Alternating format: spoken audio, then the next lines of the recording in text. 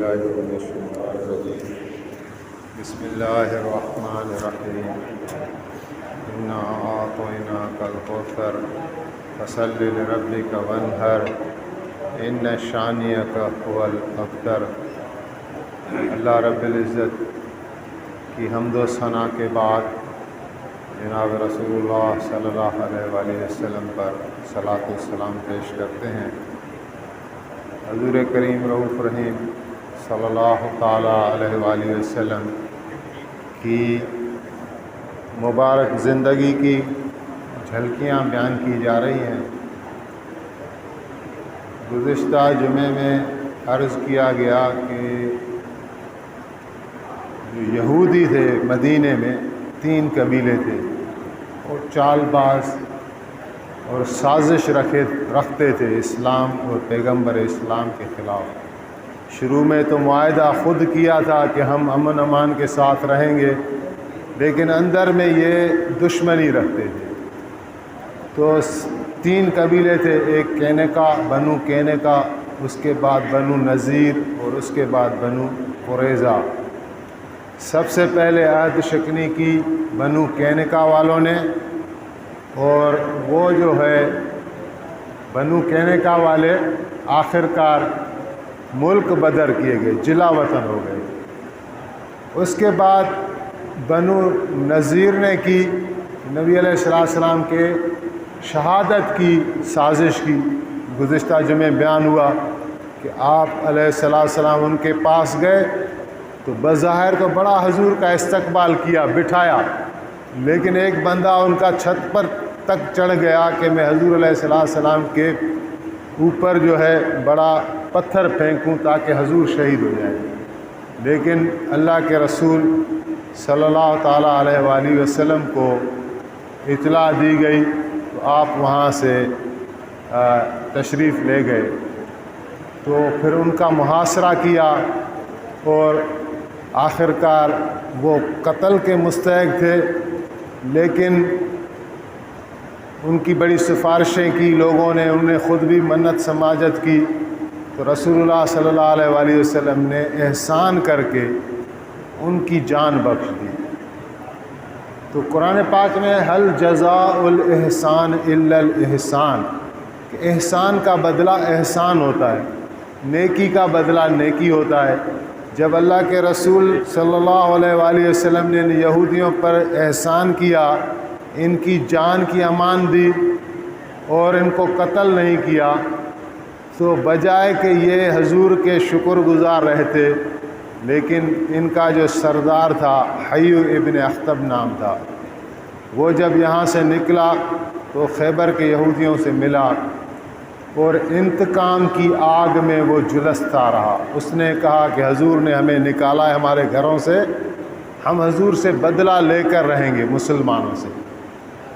تو یہ سیدھا چلا گیا قریش کے بعد، قریش کے پاس، کیونکہ قریش جو ہیں، قریش جو تھے وہ نبی علیہ السلام کے پکے دشمن تھے، پہلے جنگیں ہو چکی، بدر کی، احد کی۔ تو یہ یہودیوں کا سردار حی ابن اخطب جا کے ابو سفیان سے ملا اور کہا کہ حضور علیہ السلام نے ہمیں ہمارے گھروں سے نکالا ہے، ہم نے عہد کیا ہے کہ کسی بھی صورت ہم حضور سے بدلہ لیں، آپ کا بھی دشمن حضور ہے، ہمارا بھی دشمن ہے، تو کیوں نہ ہم مل کر مسلمانوں کے خلاف جنگ کریں۔ تو ابو سفیان والوں کی تو عید ہو گئی، وہ تو چاہتے تھے ہر لمحہ، کیونکہ غزوہ احد میں جو ان کو کامیابی ملی تھی وہ بھی جزوی کامیابی تھی۔ ابو سفیان کو تو بڑی ادھر مایوسی ہوئی تھی کہ احد کی جنگ میں نہ حضور شہید ہوئے، نہ ابو بکر شہید ہوئے، نہ عمر شہید ہوئے، تو گویا کچھ ہوا ہی نہیں۔ حالانکہ مسلمانوں کے بڑے بڑے حضرت حمزہ جیسے شہید ہوئے، حضرت مصعب بن عمیر جیسے شہزادے، جن کو اللہ کے رسول صلی اللہ علیہ وآلہ وسلم نے علم بردار بنایا تھا، علم دیا تھا اسی جنگ میں۔ تو علم والے پر بڑا حملہ ہوتا ہے دشمنوں کا، ایک بازو ان کا کاٹا گیا تو اسلامی پرچم گرنے نہیں دیا، دوسرے پر ہاتھ سے تھاما، دوسرا بازو کاٹا گیا۔ اسی طرح حضرت مصعب بن عمیر شہید ہوئے تو اللہ تعالیٰ نے ان کی شکل کا ایک فرشتہ بھیج دیا، وہ اسلامی پرچم اٹھائے جنگ میں کھڑا ہوا ہے۔ جب جنگ ختم ہوئی تو جناب رسول اللہ صلی اللہ علیہ وسلم نے اس کو فرمایا کہ مصعب تمہارے پاس جھنڈا ہے، تم آگے چلو۔ تو وہ عرض کرنے لگا کہ حضور میں مصعب نہیں ہوں۔ تو آقا کریم علیہ السلام سمجھ گئے، آپ نے فرمایا تم یہ اپنا جھنڈا جو ہے فلاں صحابی کو دے دو، اور اس فرشتے کو فارغ کیا۔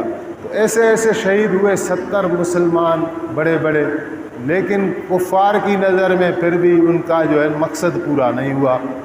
تو ابھی یہودی جب ان سے ملے ابو سفیان والوں سے، تو انہوں نے ایک بڑا لشکر تیار کیا، یہاں تک کہ قریش سارے کے سارے اور یہ بنو قریظہ بنو نذیر کے یہودی سارے کے سارے، پھر یہ 2 قبیلے ہیں فزارہ اور غطفان، یہ یہودیوں کے قبیلے تھے، لیکن یہ ان باتوں سے دور تھے، کوئی طائف وغیرہ کے تھے۔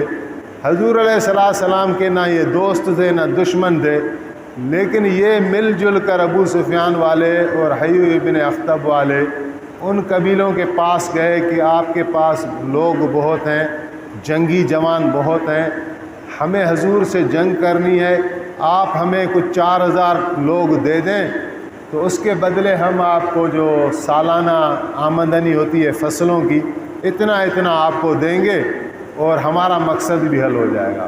جیسے کرائے پر لوگ لیے جاتے ہیں، تو 4000 لوگ غطفان سے اور فزارہ کے یہودی آ گئے، یہ مل جل کر کوئی 10,000 کا لشکر ہو گیا۔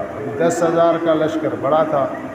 تو نبی علیہ السلام کو جیسے ان کی خبر ہوئی تو آپ کو کا اپنا دستور عمل جو تھا وہ مشورہ تھا صحابہ سے کہ اب کیا کریں، دنیا کو اللہ تعالیٰ نے ظاہری اسباب کے ساتھ تو جوڑا ہوا ہے نا، کہاں 10,000 کا لشکر آ رہا ہے، کہاں 1,000 یہاں ہیں۔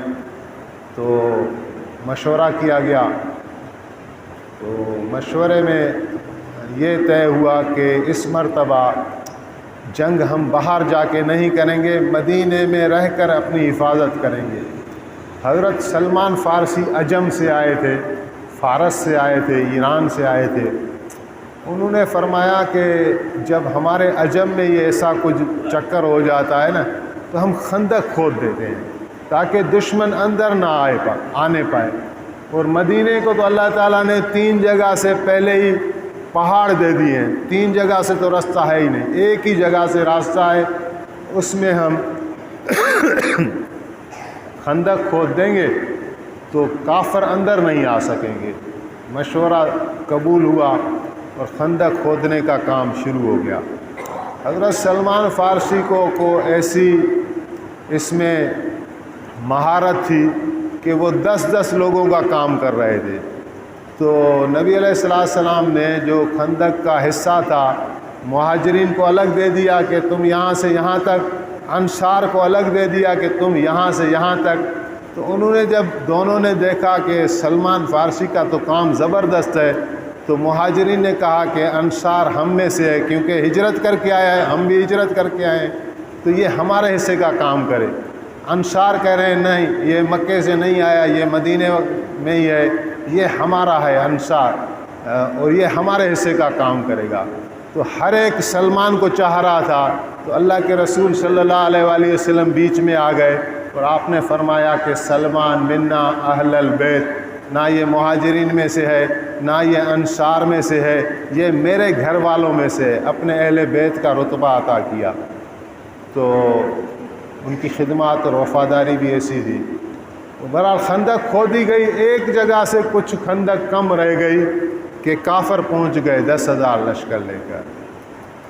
تو وہاں نبی علیہ السلام کو انتظار رہتا تھا، آپ نے تیر انداز مقرر کیے، اور کافروں کے ذہن میں تو یہ چل رہا تھا کہ 10,000 لشکر ہم لے کر جا رہے ہیں، تو جیسے پولیس ریڈ کرتی ہے یا فوج ریڈ کرتی ہے تو وہ اتنی تعداد میں ہوتے ہیں کہ ان کے ساتھ کوئی آدمی مزاحمت نہیں کر سکتا کہ اتنا بڑا لشکر۔ تو انہوں نے کہا کہ جیسے ہم ریڈ کریں گے اور کچھ کو قتل کریں گے، کچھ کو قید کر کے منٹوں میں ہم صفائی کر دیں گے، لیکن یہاں خندق دیکھ کر جو پریشان ہو گئے کہ ابھی گھوڑے اندر جائیں کیسے۔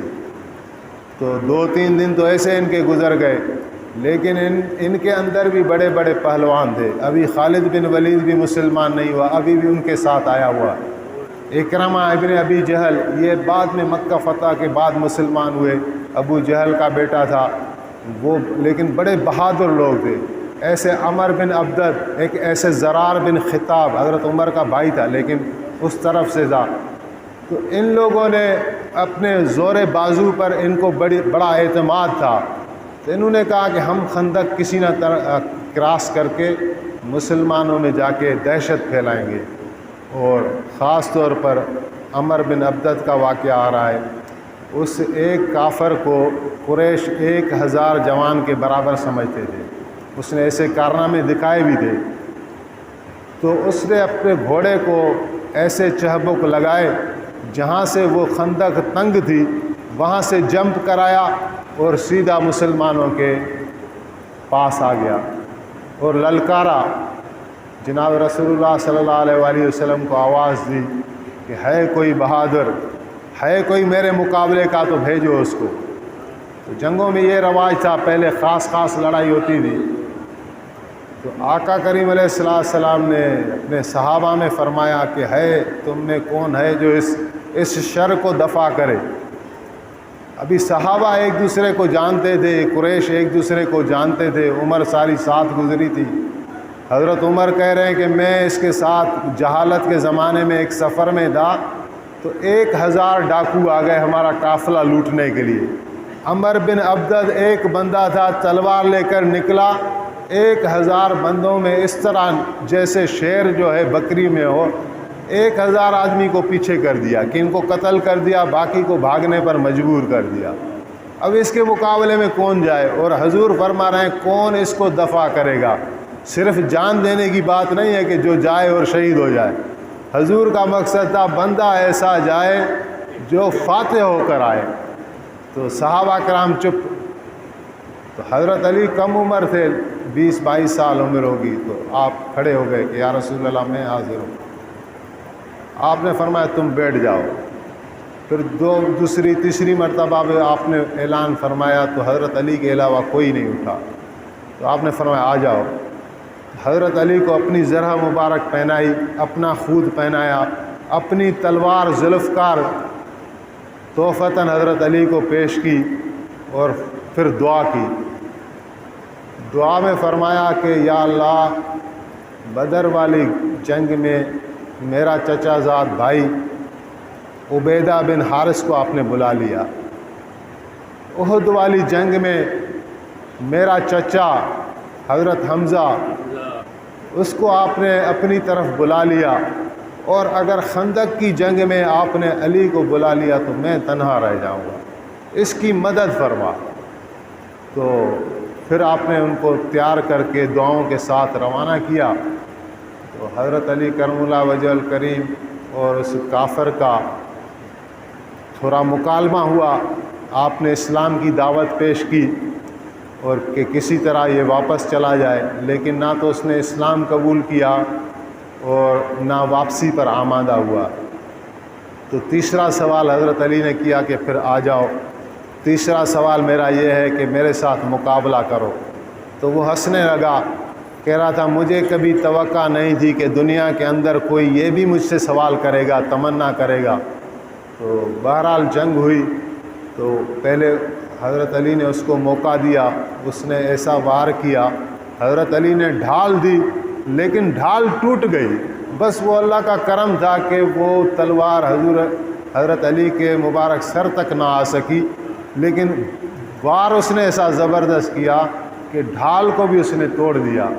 جواباً حضرت علی کرم اللہ وجہ الکریم نے ایسا وار کیا کہ اس کے ایک ہی وار سے 2 ٹکڑے ہو گئے اور جہنم میں رسید ہو گیا. تو نبی علیہ السلام اتنے خوش ہوئے، آپ نے حضرت علی کا سر مبارک چوما اور پھر فرمایا مبازرت علی یوم الخندق افضل من اعمال امتی الی یوم القیامت، کہ قیامت تک آنے والی میری امت کے اعمال پر ایک ایک علی کی ضربت جو ہے وہ بھاری ہے، فضیلت رکھتی ہے. تو اس طرح کافروں کے حوصلے ٹوٹے. 1-2 جو کافر دوسرے بھی کراس کر کے آئے تھے خندق، وہ بھی مارے گئے، ایک بھاگ گیا، تو کافر پریشان ہو گئے۔ ایک حیی ابن اخطب جو یہودیوں کی طرف سے سردار تھا، جس نے 10,000 لشکر اکٹھے کیا، اس کو ابو سفیان نے کہا کہ ایک قبیلہ تمہارا ابھی بھی محمد علیہ السلام کے ساتھ ہے، بنو قریظہ والے، اور تم کہہ رہے تھے کہ یہودی سارے تمہارے ساتھ ہوں گے، ان کو تو ملاؤ۔ وہ جو پہلے معاہدہ ہوا تھا 3 قبیلے تھے، ایک خارج ہو گیا بنو کینے کا، بنو نذیر دوسرا بھی خارج ہو گیا، ایک ابھی تک معاہدے میں چل رہا تھا، وہ مدینے میں ہی رہتا تھا، اس کا نام تھا بنو قریظہ۔ تو اس پر جو ہے ابو سفیان نے اس کو زور دیا کہ تم سردار ہو، تمہارا اثر ہے، تم جا کے ان سے باتیں کرو اور ان کو ملاؤ۔ تو حیی ابن اخطب کسی طرح بنو قریظہ کے پاس چلا گیا، یہ بھی یہودی وہ بھی یہودی، رشتہ داری بھی دوستی بھی۔ تو ان کا سردار تھا کعب ابن اسد نام ہے۔ اس نے باہر سے آواز دی کہ کعب دروازہ کھولو، تو کعب نے اپنے ساتھیوں کو کہا کہ حیی کا دروازہ نہیں کھولنا۔ وہ سمجھ گیا کہ یہ آیا ہے ہمیں بہکانے کے لیے، یہ کہے گا کہ محمد علیہ السلام سے معاہدہ توڑ دو اور حضور سے جنگ کرو، تو ہم نے ایک وعدہ کیا ہے، ہم معاہدے میں ہیں، اس کا دروازہ نہیں کھولو۔ کعب کو یہ آوازیں دیتا رہا، لیکن کعب سنتا رہا اور دروازہ نہیں کھول رہا تھا۔ تو جاتے جاتے حیی ابن اخطب کو جب مایوسی ہوئی کہ یہ دروازہ نہیں کھولے گا، تو اس نے جاتے جاتے ایک وار کر دیا، کہا کہ کعب میں تو کھانا کھانے آیا تھا تمہارے پاس، لیکن مجھے نہیں پتا کہ تمہاری حالت ایسی ہے کہ تم ایک بندے کو کھانا بھی نہیں کھلا سکتے۔ تو اس پر جو ہے کعب نے دروازہ کھول دیا۔ یہ جیسے اس نے اندر قدم رکھے تو وہی اپنی شیطانی شروع کر دی کہ کعب اس وقت جو ہے نا موقع ہے، میں 10,000 لشکر لے کر آیا ہوں محمد علیہ السلام کے برخلاف، آج حضور کو اور اسلام کو کوئی نہیں بچا سکتا، تم بھی ہمارے ساتھ ہو جاؤ، ایسے نہیں کہ تم ان کے ساتھ رہو اور تم بھی کسی نقصان میں آ جاؤ۔ تو اس نے تقریریں شروع کی، تو کعب بھی تھوڑا اس کی باتوں میں آ گیا، لیکن کعب کو اپنے ساتھیوں نے کہا کہ نہیں، یہ غلطی نہیں کرنا، تم اور ہم جانتے ہیں کہ محمد علیہ السلام سچا نبی ہے۔ تو لیکن آخر کار حیی ابن اخطب کی باتوں میں آ گئے اور معاہدہ حضور کے ساتھ توڑ دیا۔ نبی علیہ السلام کو جب یہ بات پتہ چلی تو آپ بہت افسردہ ہوئے، پریشان ہوئے۔ ایک تو 10,000 لشکر دروازے پر کھڑا ہے، محاصرے میں ہے مسلمان، کھانے پینے کی اشیاء نہیں ہیں، خوف و ہراس میں مبتلا کیا ہوا ہے مسلمانوں کو اتنے بڑے لشکر میں، اور اس کے ساتھ یہ جو اندر دوست تھے، حلیف تھے، ایسے نازک موقع پر یہ ساتھ چھوڑ رہے ہیں۔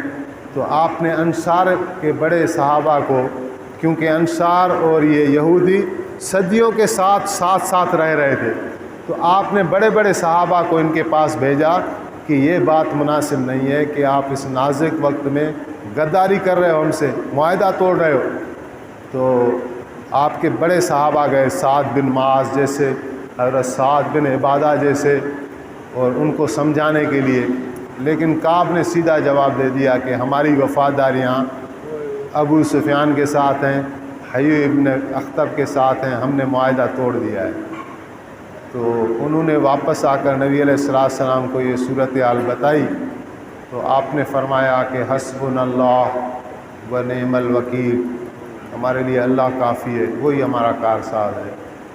تو لیکن یہ صورتحال تو ایسی بن رہی تھی کہ مسلمانوں کو اور زیادہ پریشانی ہوئی۔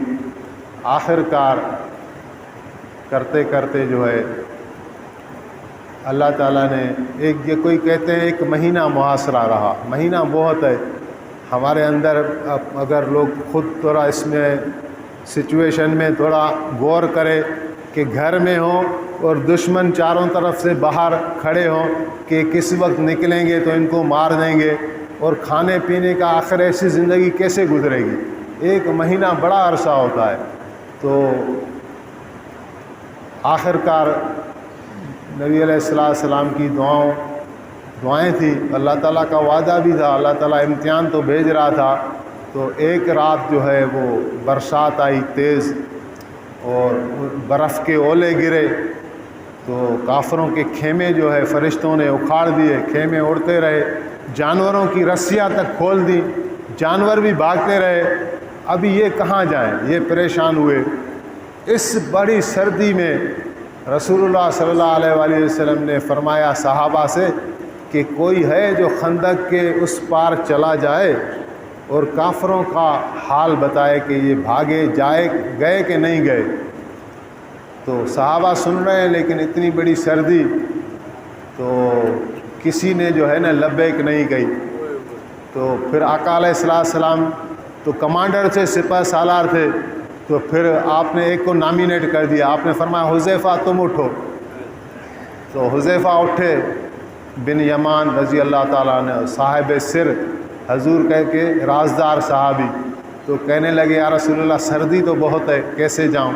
تو آپ نے اس پر دم کیا اور دعا دی، تو وہ کہہ رہے ہیں سردی اسی لمحے پتہ نہیں کہاں چلی گئی، مجھے تو گرمی ہو رہی تھی اسی وقت، تو میں نکلا۔ آپ نے فرمایا کافروں کا حال دیکھ کر آؤ۔ بولا اندر کافروں کے بیچ چلا گیا، تو ابو سفیان ان کا کمانڈر تھا، اس کے قریب میں پہنچ گیا، تو دل میں آیا کہ تلوار سے اس کا سر اڑا دوں، لیکن پھر بات یہ تھی کہ مجھے حضور کے پاس واپس اطلاع دینی تھی، اگر میں اس کو قتل کرتا، میں گرفتار ہو جاتا۔ تو ابو سفیان اپنے ساتھیوں کو کہہ رہا ہے کہ بھائی ابھی چلو یہاں سے، ابھی کیونکہ برسات میں رک بھی نہیں سکتے، اور بنو قریظہ کے یہودی بھی جو ہے وہ بھی، ان میں بھی آپس میں اللہ تعالیٰ نے پھوٹ ڈال دی، وہ بھی ہمارے ساتھ نہیں رہے، ہم کس کے پاس جائیں؟ تو اس نے بھاگنا شروع کیا، پورا کا پورا لشکر بھاگ گیا۔ تو حضرت حذیفہ نے آ کے نبی علیہ السلام کو خبر دی، آپ بڑے خوش ہوئے۔ پھر آپ جو ہے اس محاصرے سے 1 مہینہ آدمی کتنا تنگ ہو جاتا ہے، پھر اپنے گھر میں آئے، بی بی ام سلمہ کے پاس رضی اللہ تعالیٰ عنہ، آپ کی گھر والی، تو آپ نے غسل فرمایا، تھوڑا دیر آرام سے بیٹھے ہی تھے کہ حضرت دحیۃ الکلبی کی شکل میں عموماً جبریل آتا تھا، ایک صحابی ہیں دحیۃ الکلبی، بڑے خوبصورت، ان کی شکل میں عموماً جبریل آ جاتا تھا۔ تو وہ آیا کھچر پر، آواز دی، حضور باہر تشریف لے گئے۔ بی بی ام سلمہ پوچھ رہی ہیں یا رسول اللہ دحیۃ الکلبی کیا کہہ رہے ہیں؟ تو آپ نے فرمایا یہ دحیہ نہیں ہے، یہ جبریل امین ہے، یہ کہہ رہے ہیں کہ یا رسول اللہ بنو قریظہ کا حساب لیں، بنو قریظہ والے، کیونکہ وہ تو مدینے میں رہتے تھے، دوسرے لشکر تو باہر سے آئے تھے، وہ تو بھاگ گئے اپنے گھروں، اپنے شہروں میں، یہ کہاں جائیں، ان کے گھر بھی یہاں تھے۔ تو اللہ تعالیٰ کا حکم ہے کہ ان کے ساتھ جنگ کریں، ان کا محاصرہ کیا گیا۔ تو یہ وہی پھر منت سماجت کہ ہمیں معاف کر دو۔ حیی ابن اخطب جو سردار تھا جس نے یہ ساری جنگ کرائی تھی، اس نے کعب بن اسد کو کہا تھا کہ اگر دوسرے لوگ بھاگ گئے جنگ میں تو میں اور میرا قبیلہ نہیں بھاگیں گے، آپ کے ساتھ ہوں گے۔ وہ وعدے مطابق بنو قریظہ کے پاس آ گیا، تو مسلمانوں نے ان کا گھیرا کر لیا، کوئی 15 دن کا گھیرا رہا، اور آخر کار انہوں نے گرفتاری پیش کر دی۔ تو انصار میں سے ایک قبیلہ تھا بنی اوس کا، انہوں نے کہا یا رسول اللہ آپ رحمت کے دریا ہیں، ان کو آپ معاف کر دیں۔ آپ نے فرمایا کہ یہ فیصلہ جو ہے میں آپ کے ہی سردار کے اوپر چھوڑتا ہوں، جناب سعد بن معاذ کو۔ سعد بن معاذ کو ان کے یہودی نے زخمی کیا تھا، ایک تیر لگا آپ کے ہاتھ میں، جس سے ایسی رگ پھٹ گئی جس سے خون بند نہیں ہوتا تھا، کسی ہیلے بہانے سے خون بند کر دیا گیا۔ تو حضرت سعد نے اسی وقت دعا مانگی تھی کہ یا اللہ مجھے جو ہے نا اس جنگ سے، اس زخم سے شہادت عطا فرما، لیکن مجھے شہادت جب تک نہیں دینا جب تک بنو قریظہ کا انجام میں اپنی آنکھوں سے نہ دیکھوں۔ تو حضور نے فیصلہ حضرت سعد بن معاذ پر چھوڑ دیا کہ بنو قریظہ کا فیصلہ جو وہ کریں گے وہی کیا جائے گا۔ تو جب فیصلہ کیا گیا تو حضرت سعد نے ان کے لیے یہی فیصلہ دیا کہ یہ جنگ کے غدار ہیں، لہٰذا یہ ہمارے قتل کے خواہش مند ہوئے تھے، لہٰذا ان کو قتل کیا جائے۔ اور حیی ابن اخطب دیکھیں، بنو نذیر کو آپ نے معافی دی تو یہ ایک بندہ جا کے احسان ماننے کے بجائے 10,000 لشکر لے کر آیا اور مسلمانوں کے خلاف چڑھائی کر دی۔ اب دوبارہ اسی شخص کو کیسے معاف کر دیں؟ یہ تاریخ دان سوال اٹھاتے ہیں۔ تو پھر ایک ہی رات میں ان کے قتل کیے گئے کوئی 400 افراد تھے کم و بیش، جن کو ڈیوٹی دی گئی حضرت علی کو اور بڑے بڑے صحابہ کو، حضرت زبیر بن عوام کو، اور اسی طرح تینوں قبیلوں سے، یہودی کے قبیلوں سے مدینہ پاک ہو گیا۔ باقی منافقین وہ رہے، شرارت کرتے رہے۔ باقی آگے جو ہے صلح حدیبیہ اور فتح مکہ اور غزوہ خیبر جو واقعات آ رہے ہیں وہ انشاءاللہ اگلے جمعے میں عرض رکھے جائیں گے۔ اور اس کے ساتھ ساتھ یہ کہ زندگی بہت مختصر ہے، اپنا موت بھی انسان کے اوپر ہے۔ مجھے لینے رحمت کے فرشتے آ رہے ہیں یا عذاب کے آ رہے ہیں، اور قبر میری کیسے بن رہی ہے، جنت کا باغ ہے یا دوزخ کا گڑھا ہے، حشر میرا کیسے ہو رہا ہے۔ تو آج موقع ہے کہ ہم جو ہے وہ اللہ کو راضی کرنے کے لیے نیک اعمال شروع کریں۔ دعا اللہ تعالیٰ جو کچھ کہا گیا عمل کی توفیق عطا فرمائے۔ وآخر دعوانا ان الحمد للہ رب العالمین۔